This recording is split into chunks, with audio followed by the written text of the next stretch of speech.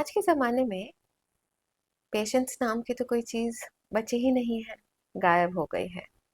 हम रिलेशनशिप्स में instant results चाहते हैं, करियर में फास्ट ग्रोथ, स्पिरिचुअलिटी में भी शॉर्टकट। क्या आपने कभी किसी चीज़ के लिए दिल से मन्नत मांगी है? इतनी शिद्दत से चाहा हो कि हर दिन बस उसी के आस में जीते हैं? और फिर सोचिए, आपको पता चले कि वो चीज़ आपको कभी नहीं मिलेगी। दिल तो टूट ही गया होगा। या क्या आप अपनी पूरी जिंदगी उसके लिए अर्पित कर देंगे? नमस्ते। आज की कहानी एक ऐसे बालक की है जिसे पता चला कि उसकी प्रार्थना का जवाब अभी नहीं मिलेगा, पर फिर भी उसने हार नहीं मानी। जंगलों से घिरा एक पवित्र स्थल, नैमिषारण्य।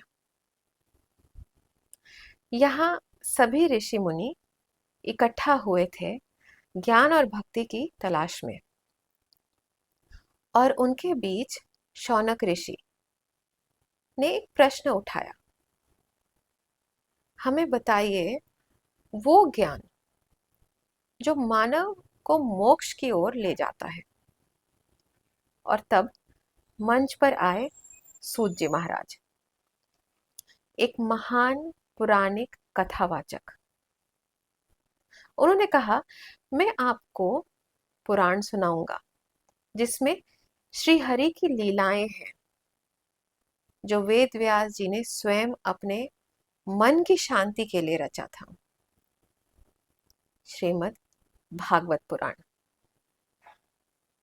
लेकिन वेद व्यास जी भागवत पुराण क्यों रचे? उन्होंने तो महाभारत तक लिख दिया था, वेद उपनिषद का सार है वो। फिर भी उनका मन अशांत था। उन्हें लग रहा था कि कुछ ऐसा है जो अभी भी उन्होंने नहीं लिखा है, पूर्ण नहीं हुआ है। और तभी जब वेद व्यास जी की चिंतन चल रही थी, प्रवेश प्रवेश होता है एक तीव्र तेज से चमकते हुए देव ऋषि नारद जी का। वेद व्यास जी के सामने आए और कहा, मैं जानता हूं कि आपका मन अशांत क्यों है, और मैं आपके सवालों का उत्तर देने के लिए ही आया हूं। मैं एक कहानी सुनाता हूँ, शायद उसमें आपको आपका उत्तर मिल जाए। और यहीं से शुरू होती है इस चतुर युग से पहले की एक कहानी, एक ऐसे बालक की कहानी जो नारद जी की ही थी। उस युग में जब एक उनका जन्म हुआ था, वो एक सेविका के बेटे थे। न जाति, न ज्ञान, न अधिकार, बस मन में भगवान के लिए प्रेम था। जिस घर में रहते थे वहाँ साधु ब्राह्मण इन सभी लोगों का आना जाना था। और उन्हें एक ऐसा वातावरण मिला जहाँ सिर्फ भगवत भक्ति चलती थी, कृष्ण की लीलाएं गाते थे। वहीं कहानियां उनके जीवन का सार बन गई। वे अपनी माँ के साथ रहते थे, और माँ बेटे दोनों का और कोई सहारा ही नहीं था। दोनों एक दूसरे के साथ अपना जीवन काट रहे थे। फिर एक रात उस बालक की माँ को एक सांप डस लेता है, और उस बच्चे की दुनिया उजड़ जाती है। बालक अकेला रह गया, पर टूटा नहीं।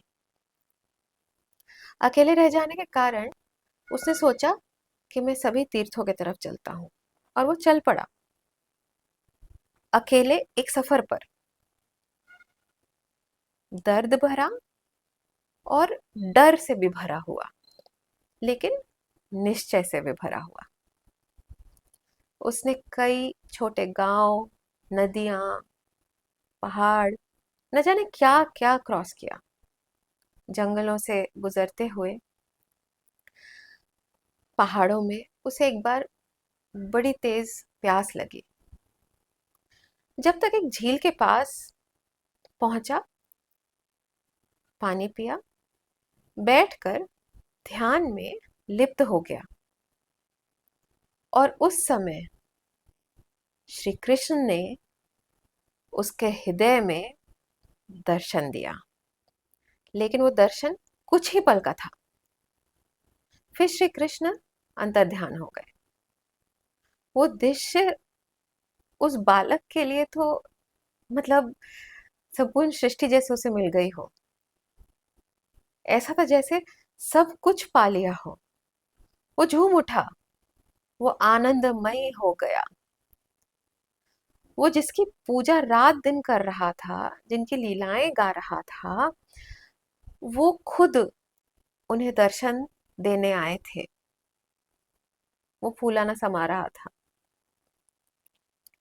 उसकी खुशी की कोई सीमा नहीं थी। वो फिर से दर्शन पाने के लिए लालायित था। उसने फिर से ध्यान लगाया,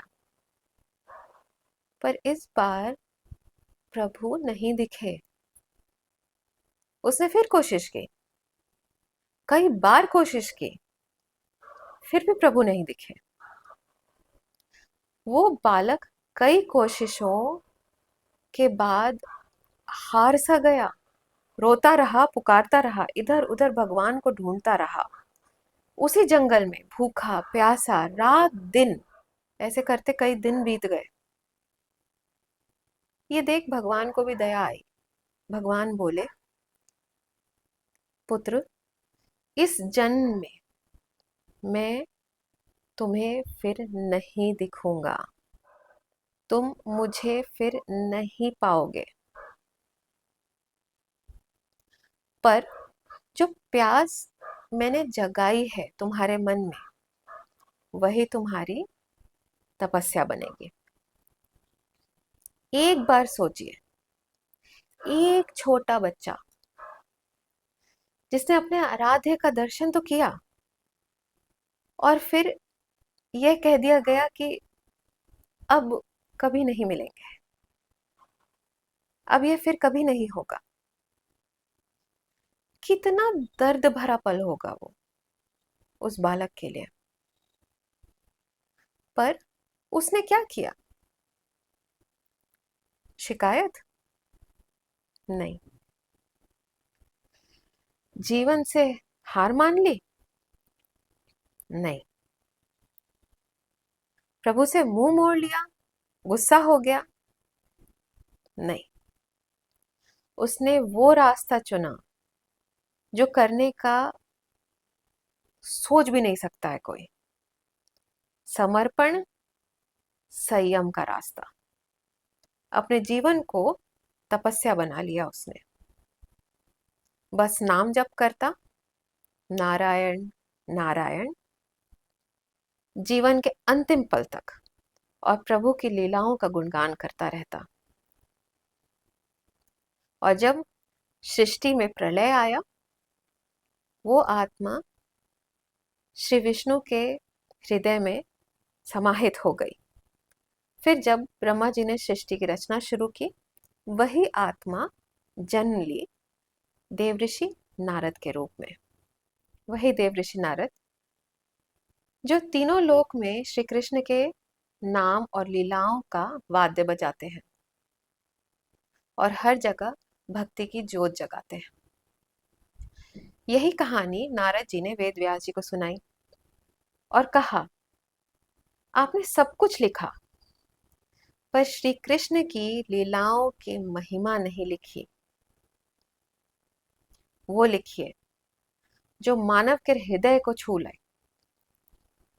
और तब ही आपका मन शांति को पाएगा। और तब वेद व्यास जी ने रचना शुरू की, श्रीमद् भागवत महापुराण की। एक ऐसी रचना जो आज भी हर जीव को भगवान की ओर खींच लेती है। अब समय है हम कुछ की लर्निंग्स समझने की कोशिश करें। सब कुछ तुरंत नहीं मिलता है। विश्वास के साथ इंतजार करना सीखना चाहिए। आज हम सबको हर चीज इंस्टेंट चाहिए। सब कुछ फास्ट फूड है, फास्ट इंटरनेट है, फास्ट सक्सेस भी है। पर नारद जी सिखाते हैं कि कुछ चीजें जैसे स्पिरिचुअल ग्रोथ हो, शांति हो, असली संतुष्टि हो, इसके लिए समय लगता है और वो एक प्रोसेस है। समय लगने दीजिए। पेशेंस कमजोरी नहीं है, असली ताकत है। दुख भी कभी कभी भगवान की तरह से एक धक्का होता है अपने लक्ष्य की तरफ। उस बालक का सोचिए एक बार, माँ के जाने के बाद वो बालक कितना दर्द में था। वो तकलीफ उसे तोड़ सकती थी, लेकिन उस बालक ने क्या किया? उसने अपने माता के मृत्यु को एक संकेत समझा और अपने जीवन को एक ऊंचाई तक लेके गया। जब परिणाम न दिखे तो भी भक्ति से जुड़े रहिए। हम बिगर पिक्चर नहीं देख रहे हैं, वो सिर्फ प्रभु ही जानते हैं। कहीं पे भी हार के अलग हो जाना एक बहुत बड़ी गलती हो सकती है। आज की भाषा में अगर सक्सेस दिख नहीं रहा तो भी रुकिए मत। असली संतुष्टि सिर्फ ज्ञान से नहीं, भगवान से जुड़ाव से मिलती है।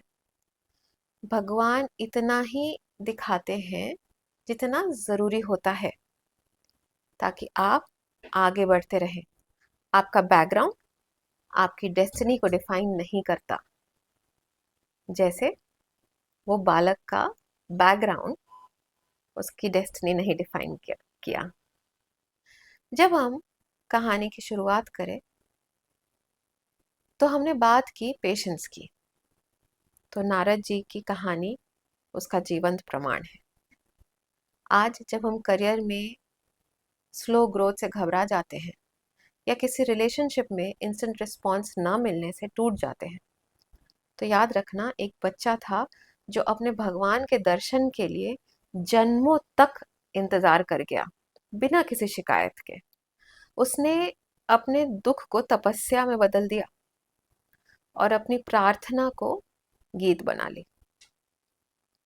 तो जब भी आपका मन अशांत हो या लगे कि लाइफ में सब कुछ रुक गया है, बस एक बार नारायण का नाम ले लेना। इस कथा को जरूर शेयर कीजिए, क्योंकि हो सकता है किसी को एक डिवाइन स्पार्क की जरूरत हो, जिस तरह नारद जी को थी। अगर आप चाहते हैं ऐसी कथाएं सुनते रहना तो सब्सक्राइब करें, लाइक करें और बेल आइकन दबाएं, ताकि आपको अपडेट्स मिलते रहे। भक्ति और धैर्य की इस कहानी से शुरू होती है भागवत महापुराण की यात्रा और उससे प्रेरित कहानियां। नमस्ते। मिलते हैं अगले गुरुवार एक और कथा, एक और दर्शन, एक और जीवन की रोशनी के साथ।